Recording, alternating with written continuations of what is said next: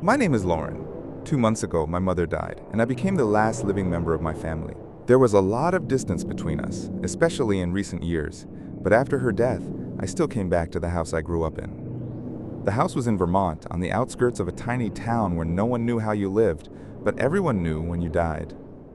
It was old, creaky, with peeling wallpaper, and the smell of dust that lingered no matter how many windows you opened. I came to sort things out, handle the paperwork, and put the house up for sale. The plan was simple.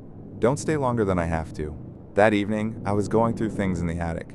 Everything was packed away. Dishes, letters, photo albums. One box stood off to the side, and it had a handwritten label. Do not listen at night.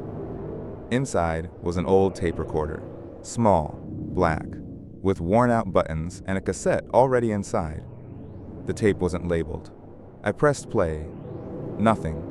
Silence. I figured it was broken, but I set it on the table anyway, just in case. That night, I stayed in the house. There wasn't time to drive back to the hotel, and besides, the house was already being transferred to my name. In the middle of the night, I woke up to a click, like something had turned on by itself. I listened. The sound was coming from the attic. I went upstairs. The recorder was on, the cassette was spinning. The voice was faint, raspy, almost impossible to understand, but I heard it. Can you hear me? I'm here. I turned the recorder off immediately. My first explanation, an old tape, probably something got recorded by accident. Maybe my mom tried to record something and forgot. Though, the voice was male, raspy, foreign. I told myself not to overthink it. Went back to the bedroom, closed the door, but sleep never came. The next morning, I checked the recorder again. The tape was paused. I rewound it and pressed play. Nothing. Just clean static, no sound. I listened through the whole tape. It was empty. Either I had been hallucinating or the recording was gone. I put it back in the box and went downstairs. Spent the day sorting paperwork, lists, phone calls. Tried not to think about it. That night, the recorder turned on again. Click. Static. A voice. Can you hear me? I told you I would. He spoke like he was talking to someone else. Not me, but someone else listening. And the voice was louder this time. I turned it off and shoved it under the kitchen sink, just to not see it. An hour later, the recorder was on my nightstand. I hadn't brought it there. I hadn't touched the box. I hadn't said anything out loud. But there it was, as if it had chosen the spot on its own. I pressed play again. The voice was different now. Not a whisper, a little clearer.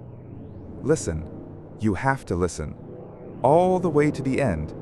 And again, I turned it off. The next day, I decided the recorder was the first thing that had to go. I drove out of town to the nearest dumpster and threw it away, box and all. I did it in daylight, under the sun, without hesitation. Came back to the house feeling lighter, almost relieved. That night, the recorder was back in my room. Lying on the bed, on top of the blanket. I knew for certain. This was no coincidence anymore. I didn't touch it, but it turned on by itself. You left, but you're still here. This time, the voice sounded familiar. Not right away, but after a few words, it started to sound like my son's voice. Thomas. That's impossible. Thomas died 2 years ago. He was 8. A car. A crosswalk. I didn't make it in time. I sat there on the bed, frozen, listening to the voice repeat. You're not looking. You don't want to see, but you know who I am. The tape cut off. I checked the cassette. It was empty. Not a single sound, just faint static. I didn't sleep that night. Every creak in the house sounded like a step. There was a new noise in the wall, like something scratching from inside, not outside. Wood. Nails. Slow. Steady. In the morning, I tried to record over the tape. Just white noise. Anything. Just to erase whatever was there. But when I pressed play, the tape played this instead. Don't erase me. You don't want to lose him again. I dropped the recorder. It didn't break. But the screen blinked. It said, REC, even though I hadn't pressed record. The next night, I put the recorder inside a kitchen cabinet, wrapped it in a towel, sealed the drawer with tape, and went to the bedroom. Around 2 in the morning, I woke up. The house was quiet, but not empty. It felt like pressure in the air, like someone in the next room was holding their breath. I listened. The recorder was on. even through the cabinet, through the tape and the fabric. I could hear it. The voice was softer now, but clearer. It wasn't repeating itself anymore. It was talking. To someone. Maybe to me. She likes to pretend. Pretend she doesn't hear. But she remembers. I went to the kitchen. The cabinet was open. The towel on the floor. The recorder turned on. The tape wasn't moving, but the sound was playing. I tried to turn it off. It didn't respond to the buttons. And then the voice said, "You could have just stopped the car. He told you not to cross, but you were looking at your phone." My legs gave out. I dropped to the floor. My chest locked up. I had never told anyone that. Not once. Only I knew that. Only me. The recorder went silent. The screen turned off. But I heard footsteps in the hallway. Slow. Like someone walking barefoot on old wood. I froze. Didn't dare turn around. My breathing quickened. And then the voice returned. Right behind me. Not from the recorder. "Do you want to hear how he called out for you?" I didn't turn around. I just got up and, without turning on the light, walked into the living room. It was a little brighter there, from the streetlight outside. I sat on the couch and tried to keep my breathing steady. There was no voice, just a click, like someone had pressed record somewhere in the room. No device. Just the sound. Familiar. I stood up and walked over to the wall, placed my hand on it. It was warm, and then the sound came through the wall. A dull thud, then breathing. Steady, heavy. Slowly, second by second, it was getting closer. I could feel it, like it was inside the walls. Moving, listening. You know I'm already inside. The whisper came straight into my head, not just with sound, but like a vibration under my skin. My fingers started shaking. I grabbed my keys. I was ready to leave. Anywhere. Just get out. I opened the front door and heard my own voice behind me. "You're going to leave me here all alone?" I turned around. No one there. The recorder was lying in the hallway. I hadn't brought it there. I was sure. The screen was on. The recording light blinking, and on the cassette. My face. Captured on tape. Unreal. But it was moving. And I heard my voice from the tape say, "Listen to me, all the way through." The next morning, I drove into town. I needed to talk to someone. Anyone who could tell me I wasn't losing my mind. I found the nearest therapist, begged her to take me without an appointment. In her office, I told her everything. Not drama, just facts. A recording I didn't make. A voice that knows what it shouldn't. A recorder that keeps coming back. I didn't cry. I spoke calmly. She listened, for a long time. Then she asked, "Did you bring it with you today?" I froze. My bag was empty. I had checked before I left, but the recorder was inside.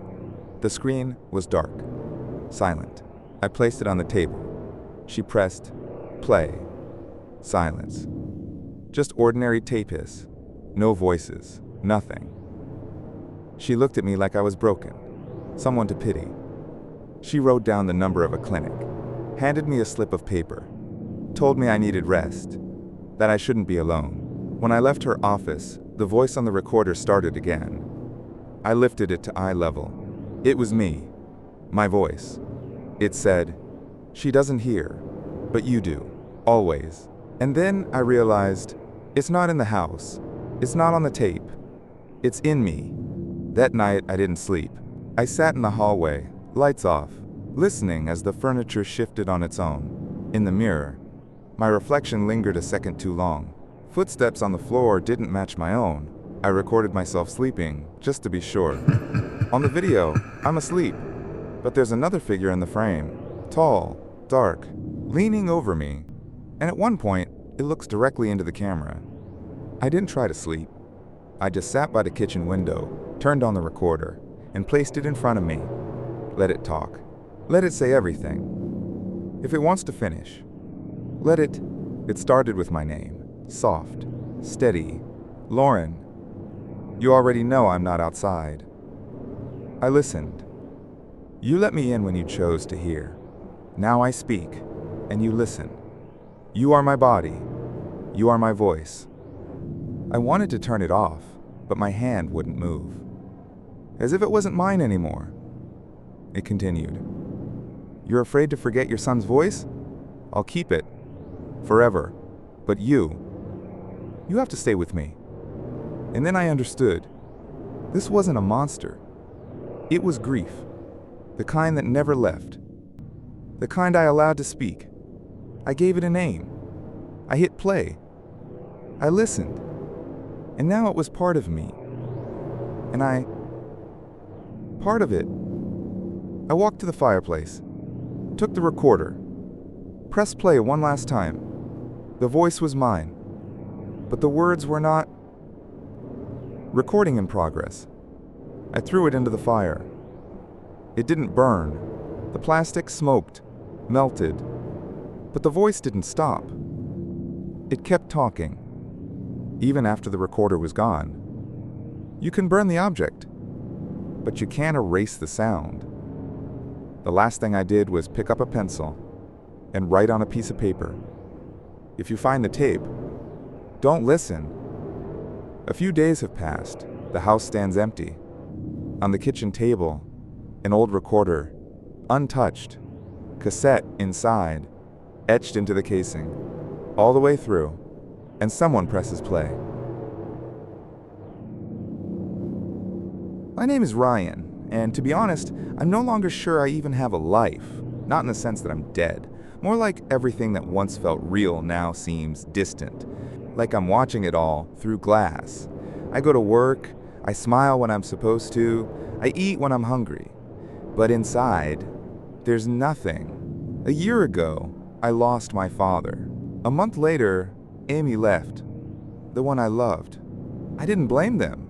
Honestly, I probably would have left me too. After that, I moved. Smaller town, cheaper place. Everything's gray, but quiet. I didn't want lights, people, or conversation anymore. I just wanted everything to go quiet. And for a while, it did. Until I saw him. It was at a bus stop late at night. I was walking home from work. Nothing unusual. And then I noticed a man standing at the edge of the road. He wasn't moving, not smoking, not talking, just standing. I didn't think much of it until I noticed something strange. He didn't have a face, not like he was wearing a mask, not a hood either. Just no face, smooth, pale skin, no eyes, no mouth, nothing, like the silhouette of a head, erased. I froze for a second, just to be sure I wasn't going crazy. He didn't move, didn't look at me, just stood there. I blinked, and he was gone. The next day, I tried to forget. Work, coffee, the act of pretending to be normal. I convinced myself it was just a trick of the light. Maybe the headlights blinded him. Maybe I hadn't slept enough. But that evening, as I left the office, I saw him again. He was across the street, between two buildings, a narrow gap, and right in the center of it, in the dark. He stood, no face, no movement. I pretended not to see him, walked past, eyes forward, no reaction. But inside, everything clenched. Because for just a second, I could have sworn. He turned toward me. I didn't hear steps, didn't feel anything, but every cell in my body screamed. He's watching. I nearly ran home, locked the door, closed the curtains, told myself I wouldn't think about it anymore. The next morning, I looked out the window. He was standing across the street, still, silent, just there, in the middle of the yard, and still, no face. I blinked. He was gone. And the strange part? I wasn't scared. I felt shame, as if I had recognized someone, and pretended I didn't. I stopped pretending this was a coincidence. He started appearing every day, in car windows, in shop front reflections, in the mirror above my bathroom sink, behind me, over my shoulder. Always the same, standing still, silent, faceless, but I can feel him speaking. Not with words, directly into my head. One night I woke up. It was quiet, dark. The air felt thick, like the room had shrunk. I opened my eyes and saw him. He was standing in the corner of my bedroom, his face still smooth, blank, like a polished surface. But he was too close. This wasn't a vision. It was presence. I didn't move, didn't blink. We just were, Me and him. And in that moment, I understood. He's not just watching. He's waiting. But for what? When I stood up, the figure was gone. I looked at my reflection in the mirror, and for a second, my face was like his, empty. I staggered back, blinked. It returned to normal. But since then, every time I look into a mirror, I see it happening again. My features fading, bit by bit. Just like him, I tried to avoid mirrors, covered the one in the bathroom, turned off my phone screen when I picked it up, but it didn't matter. He was still there, sometimes behind me when I pass a window, sometimes in dreams, just standing in the doorway of my room. He never moves, but I always wake up feeling like he got closer. One night, I heard my own voice, faint, distant, but unmistakable. You knew he was gone, and you didn't go looking. I stood up, cold, not because I understood what it meant, but because I remembered who I forgot. His name was Troy, my little brother. He was 7, I was 11. We were playing in the yard. He went after a toy that fell into the storm drain. I saw him crawl in. I turned away. I told myself he'd be fine, that it was his fault. He never came back. They never found him. No one blamed me, except me. And now he's here, faceless, because I erased him, because it was easier that way. I didn't hide anymore. Everything was clear now.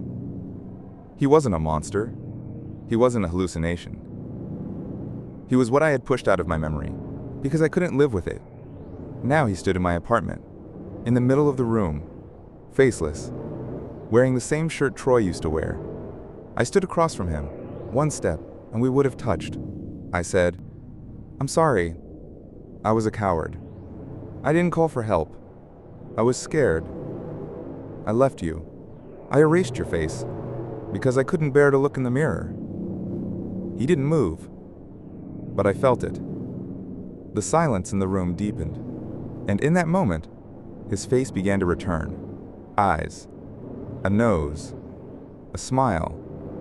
Just like in the old photo albums, I closed my eyes, and when I opened them, I was alone. Since then, he hasn't returned. But I never took down the mirrors, because now, sometimes, I see my face, and it feels like mine again. But somewhere, just at the edge of my vision, in the reflection of a train window or a screen, I still feel it. If I forget again, he'll come back, not to punish me, but to remind me. My name is Maya. The last time I was in this house was 17 years ago. I was 16 then. I left with a single bag and one thought in my head: never come back. But now my father is dead, and the house is mine.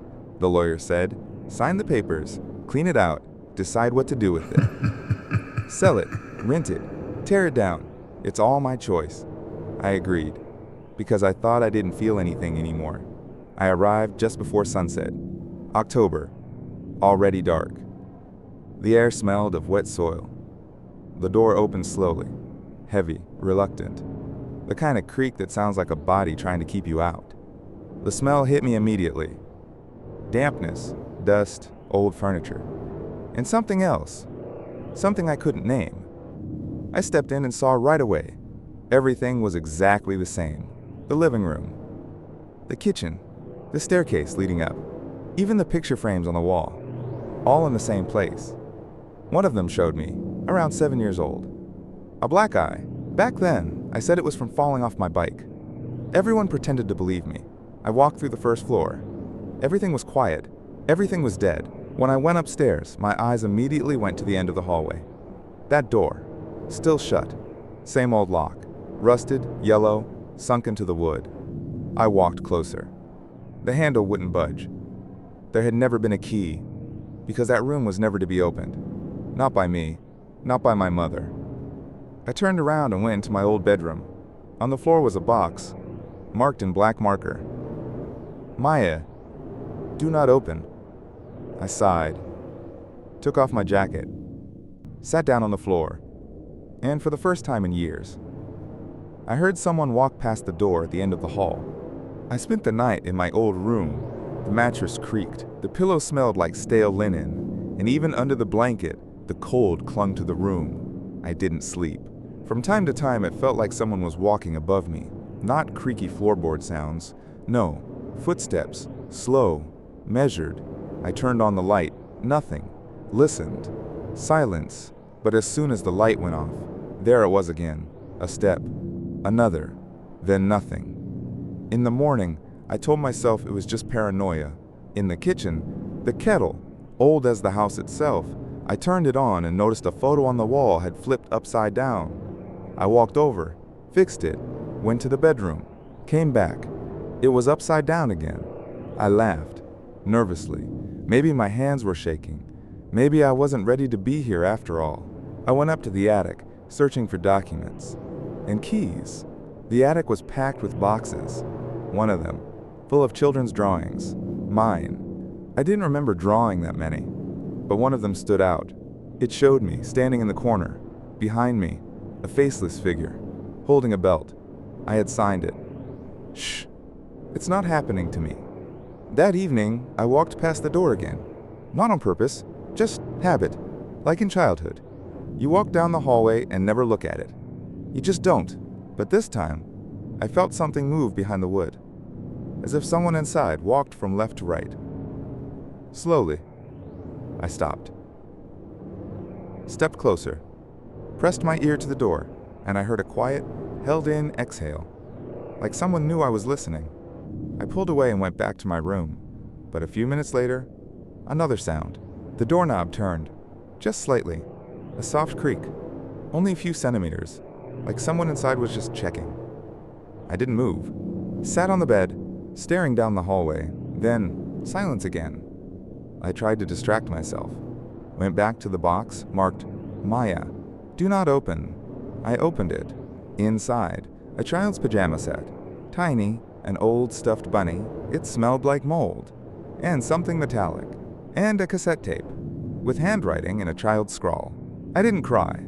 I didn't remember ever recording that, but somehow, I knew it was my voice. I put the tape into an old cassette player. It was still in the corner of my room, dusty, but working. My fingers remembered the motions, how to load the tape, how the play button clicked. At first, silence, just the soft hiss of the tape. Then, my voice, small, 7 or 8 years old. I said, I didn't cry. I was good. I didn't look. I didn't tell. I didn't open my mouth. I didn't breathe loud. He left. Pause. Then again. He left. So that means everything's okay. And then, a sound. A loud bang. Like someone punched a door. And me, with silence. I didn't scream. I was used to it. My hands were shaking. I hit stop. But the player didn't stop. The tape kept moving. And then another voice. But this time, it wasn't the child. It was me. Now, you came back. The room is still waiting. It hasn't forgotten. Just like you haven't.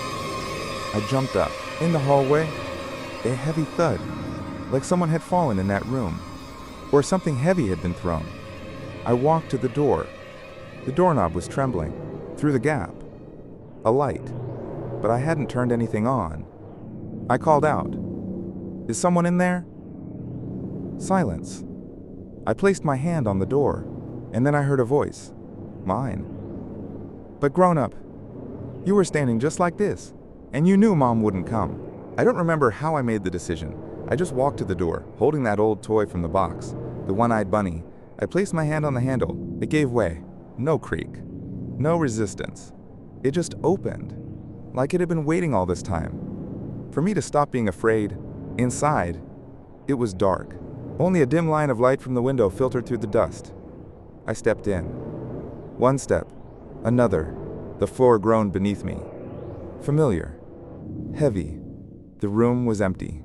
An old bed. A broken dresser. A wall covered in drawings. Faded, like they belonged to a different time. And in the corner, a girl. Kneeling. Back to me, wearing that same pajama set. I knew it was me.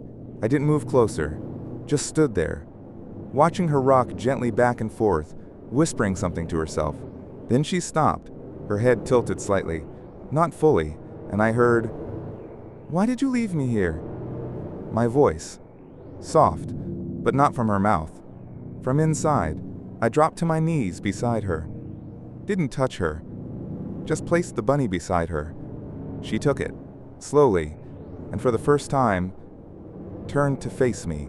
Her face held every emotion I had never let myself feel: fear, shame, anger, and the question she couldn't ask out loud. I cried, for the first time, truly, and in that moment, she disappeared, not crumbled, not ran, just stopped being a shadow. After she was gone, I stayed in the room for a long time. Didn't cry, didn't think, I just sat there like I had taken her place. Not because someone made me, but because I finally understood that I had left too soon. I looked around at the walls, children's drawings, me, Mom, the house, and one more, a drawing with faint writing in the corner. I'm not afraid anymore. I took it with me, closed the door, not with a lock, just gently. And now, it wasn't scary anymore. Downstairs, I turned off the lights, closed the windows, and as I passed by the hallway mirror on my way out, for the first time, I saw my real self. Not the one pretending to be strong, but the one who had survived. I stepped out of the house. The porch was still. The air was cold. But I could finally breathe. I'm not sure if I'll sell the house. Maybe it still has a purpose, not for me, for her, for the girl who once lived here, the one I finally heard, and finally brought back to myself. Thank you for watching until the end. The UI, if you enjoyed the story, leave a like and share your thoughts in the comments. Your voice becomes part of the dark world we're building together. Subscribe to the channel so you don't miss the next story. And don't forget to turn on notifications. See you soon in the next video. Goodbye.